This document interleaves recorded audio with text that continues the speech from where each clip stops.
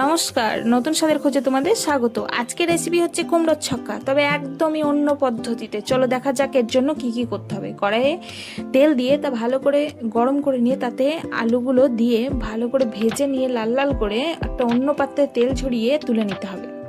তারপর কড়াইয়ে আরও তেল থাকে, সেই তেলেতে কুমড়ো ও গাজরগুলোকেও ভালো করে আগের মতনই ভেজে নিয়ে তেল ঝরিয়ে ফের তুলে নিতে হবে। তারপর ওই তেলেতেই আগে থেকে সিদ্ধ করে রাখা সবুজ মটরগুলোকেও ভালো করে ভেজে নিয়ে পুনরায় তুলে নিতে হবে। তারপর কড়াই আরেকটু তেল দিয়ে তাতে একটা গোটা পেঁয়াজ কুচো আর কিছু পরিমাণ কালো জিরে দিয়ে ভালো করে নাড়াচাড়া করে নেবার পর তাতে একটা বড় সাইজের গোটা টমেটো কুচি দিয়ে ভালো করে আরও কিছুক্ষণ নাড়াচাড়া করে নেবার পর কয়েক পিস কাঁচা লঙ্কা কেটে তাতে দিয়ে ভালো করে ভেজে নিয়ে অল্প পরিমাণ জল দিয়ে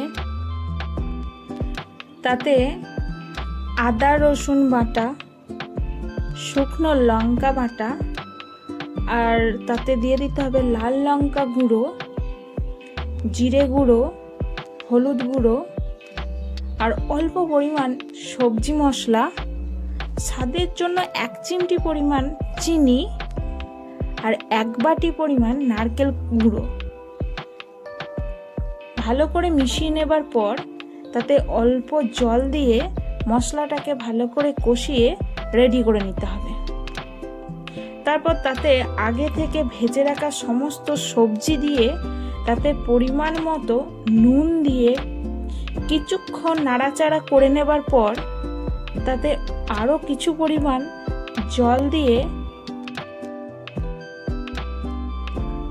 তাতে আধখানা পরিমাণ ভাতে খাওয়া মানে কাগজি লেবুর রস দিয়ে দিতে হবে।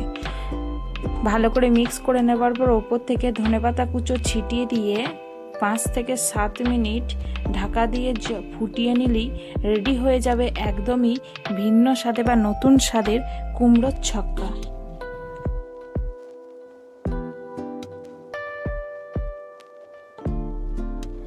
অসাধারণ হয়েছে খেতে।